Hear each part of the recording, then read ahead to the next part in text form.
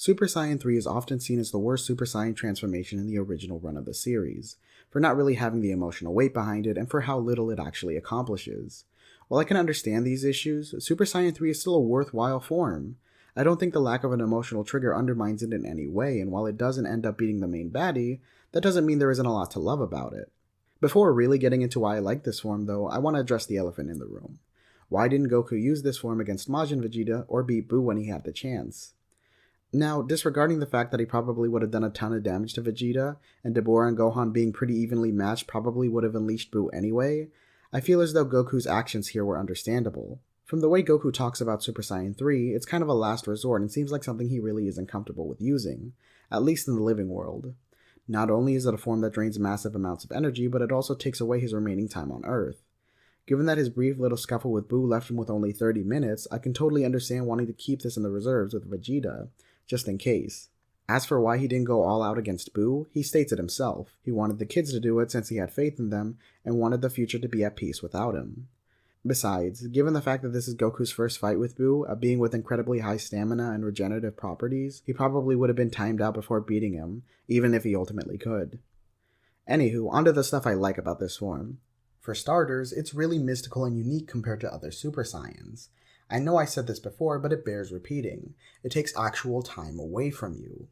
That's really cool. It's almost as though the form was never supposed to exist in the first place, but since time doesn't exist in the world of the dead, Goku was able to achieve and utilize it.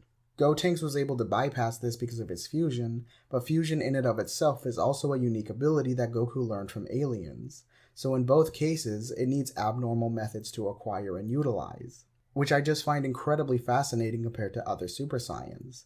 The other great thing about it is how it expresses Goku's character. Since Saiyans are all basically evil, they won't get a body once they're dead, meaning none would have the opportunity to become one. It's only Goku, the pure-hearted Saiyan who constantly pushes himself, that's able to achieve this on his own. It's similar to the first Super Saiyan transformation in this way. It's a form that defines Goku as a character, and while it isn't exclusive to him, he doesn't need to be fused or get a power boost by a super old god in order to achieve its level of strength. This is the result of his hard work over the last 7 years, and it's a great show of just how far he's come, and a perfect example of why he is number one. Because no matter what, he'll keep pushing himself, he'll keep aiming higher, for no other reason than to see how far he can go. That is honestly the most admirable and endearing aspect about Goku's character, and to have that expressed with this whole new form is great. All that said, I also really like the fact that Gotenks has it as well, since it accentuates the arc's themes of how important it is to guide a promising new youth. The other great thing about this form is its limitation. Like I've said, it's a form that can't really be used outside of the world of the dead, so when it's used in the living world, there's a cost to it. Whether it's the remaining time you have left alive or your own vitality and energy, there's something that has to pay in order to use up such an extraordinary power. Neither of the other Super Saiyan forms have any kind of drawback to them, and it's great to see that again. It's kind of funny, actually. The Kaioken has similar limitations, and a lot of people seem to like that form more than Super Saiyan 3, even though they're both kind of the same in that regard.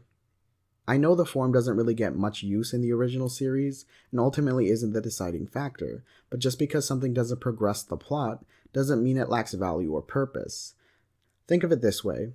You probably can take it out of the story with little to no change in the plot, but the same can be said for the father-son Kamehameha.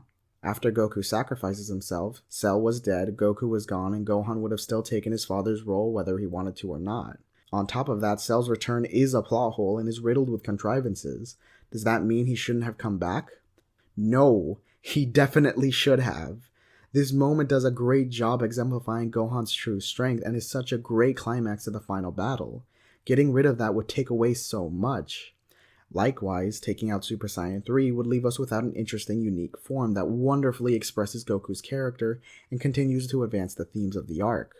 It's a fantastic addition to the series, and I'm glad we have it. Thank you for watching.